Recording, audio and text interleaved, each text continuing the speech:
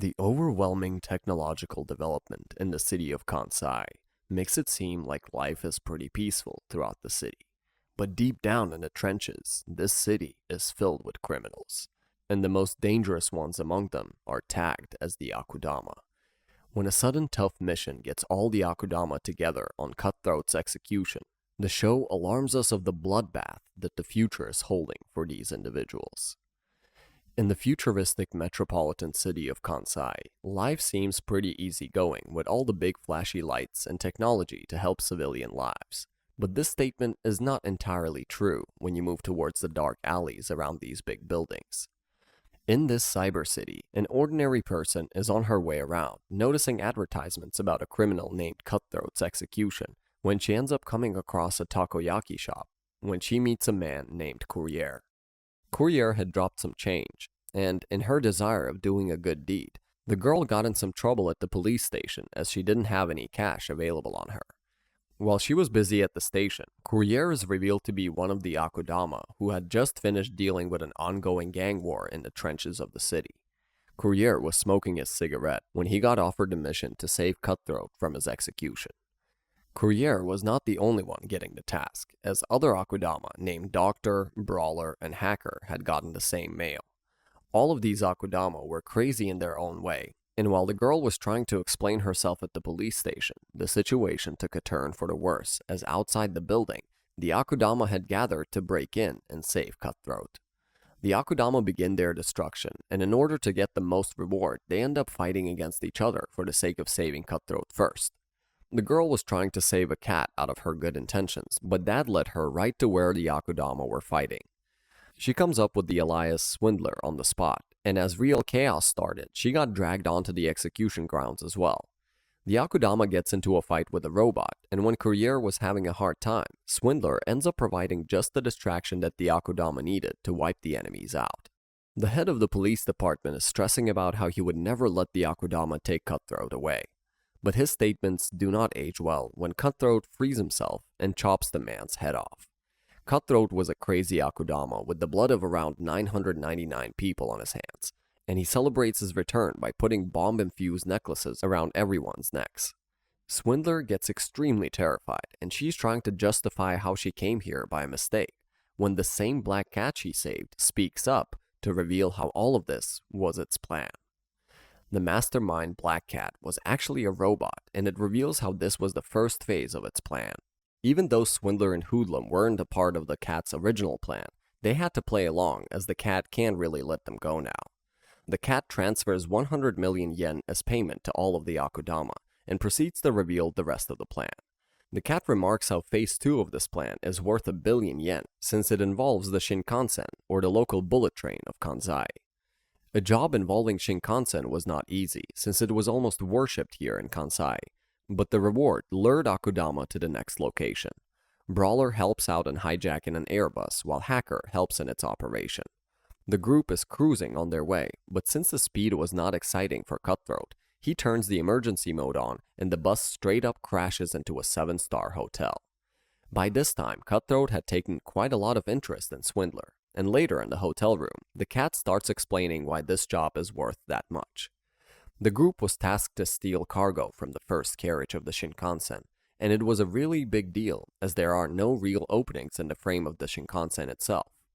The time frame available was only around 20 minutes, and the cat threatens with blowing the head off of anyone who backs out now. Our meeting gets interrupted by the arrival of the execution division, which starts a huge fight. The Akudama get pressed down, and literally everyone other than Swindler and Hoodlum receives some real damage. Not finding any data against Swindler throws the execution division off, and this was the chance that the Akudama needed to make a close escape. The group gathers at a makeshift base where everyone is alive. Even the doctor, who had gotten her head cut off, was alright with the help of self-medication, and the cat announced a little change of plan, as they now need to include the execution division among hurdles as well, making the job seem even more complicated. At the execution division headquarters, the officers are being scolded by the boss of the division. From the hotel altercation, the execution division had gotten some intel on what the Akudama might be planning while at the abandoned warehouse the Akudama were staying. The Black Cat calls everyone forward to get into some finer details of the Shinkansen heist. The cat reveals how the only way to get inside the train is to use the station, but even that is not easy since the group has to hit 2 buttons at the same time to access the elevator of the parked train. Getting inside was assigned to Hacker when the cat formed teams, and killing people was strictly not allowed. With the plan all set, the night before the heist makes Swindler realize that she had gotten herself way too deep inside this rabbit hole. Seeing the Akudama act a certain way makes her question why all of them have chosen this life path, and she even ends up asking Courier about this as well. The group starts to move on the next day, and they enter the train as the maintenance crew with Swindler leading them in.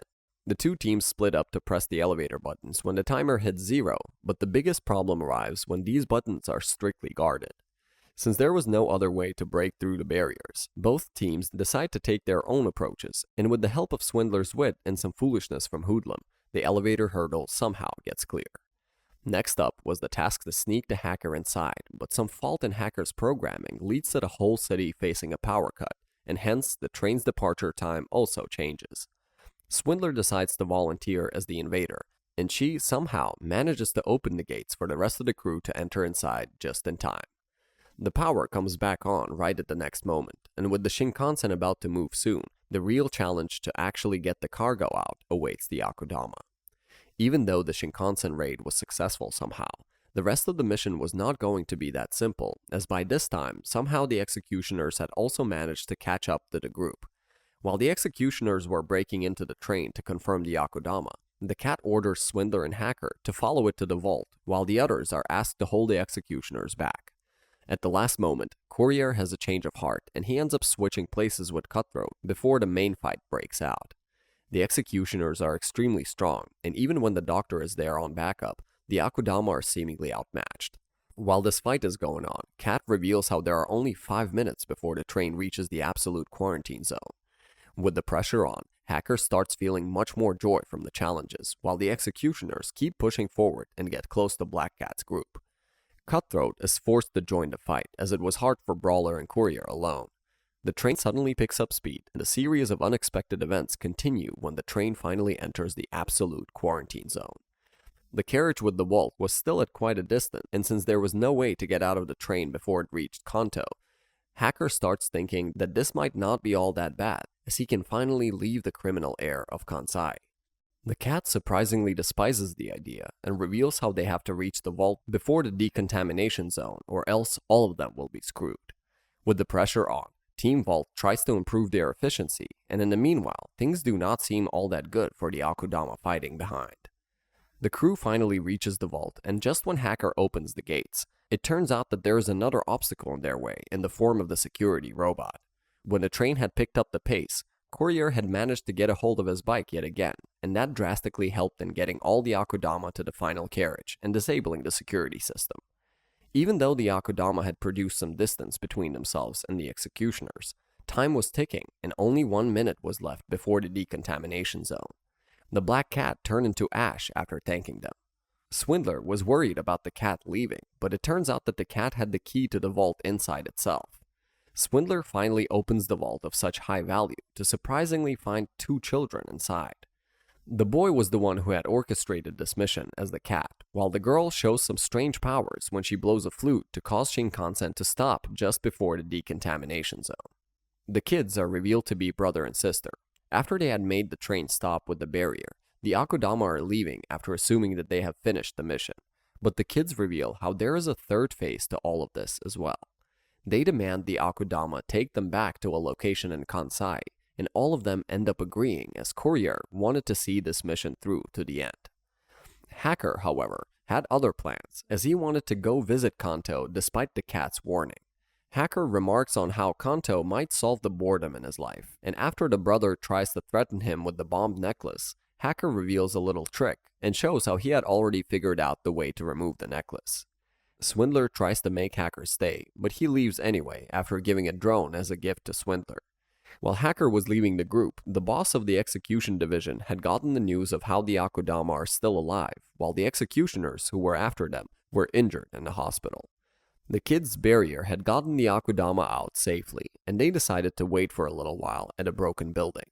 Courier asks the brother to reveal the exact location they are supposed to reach, but Doctor interferes with her own suspicion and tries to ask the children about who they actually are. The kids were not sharing this information and tried to avoid it by doubling the reward money, but the doc quickly made them realize how at this point no one was in this job for the sake of the money. Seeing Doc pressure the kids makes Swindler stand against her, and hearing her words makes all the rest of the Akudama tell Doc to calm down for now, as finishing the mission was more important. The kids reveal that they're supposed to reach the expo park, and after having food, Courier reveals that they will be leaving in 4 hours. While the group is about to rest for a bit, Doc tells Swindler that she won't get trapped by her facade, and even though Swindler tries to explain how she never intended anything like this, Doc just turns out to be not interested in listening. The situation had gotten a lot more serious at this point.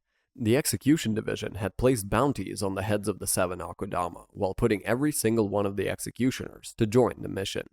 The executioner apprentice did not want to stay behind after hearing this news, but before she would have consulted her master, it turns out that the master was already willing to kill the Akudama even when his injuries had not healed. Seeing the executioner come all this way to kill the Akudama makes Brawler interested in finishing the fight that was disrupted back at the Shinkansen. As Brawler is going all out against the master, Courier tends to prefer the completion of his mission. Courier was trying to take the kids to the expo as soon as possible, but the master had other plans and he made Courier fall off his bike and literally cut Doctor in half. Other Akudama are forced to fight despite their unwillingness, and back at the hospital, the executioner apprentice had gotten suspicious of her master joining the fight again, so she decides to go through the records to find some details. After Brawler had been thrown at a distance, Hoodlum goes after him and tries to persuade the guy, but he prefers to finish the fight that he started, even if his own life was at risk. The executioner wanted to send the kids back to Kanto, but Cutthroat, even after getting his legs cut off, still managed to stab the executioner by using the brother as a human shield. Seeing a hole in the kid's chest causes Swindler to go through a breakdown, but she is shocked when it turns out that the kids have healing abilities. Doc also pulls up on them, as she had fixed herself before she reveals how the executioner is weaker than he was on the train due to possible injuries. Doc fixes Cutthroat's legs, and Courier takes the rest away while Brawler is left behind to finish his duel with the executioner. While all this was going on, back at the headquarters, the apprentice manages to find the boss to seek out the information, but the boss carves her master's name on a monument while explaining how that man had already decided to die on the battlefield when he left to fight alone. The intense battle between the two men moves towards the old Kansai bridge, where after exchanging some solid blows, the duel concludes with both of them losing their lives. Moments after the duel stops, the apprentice manages to reach, but her master dies in her own hands. The apprentice was feeling sad about her loss, but she doesn't get all that much time to stay that way, as Brawler's loss makes Hoodlum attack the executioner apprentice for what they had done. By this time, the rest of the crew had managed to reach the expo location, which turns out to be just a scrapyard.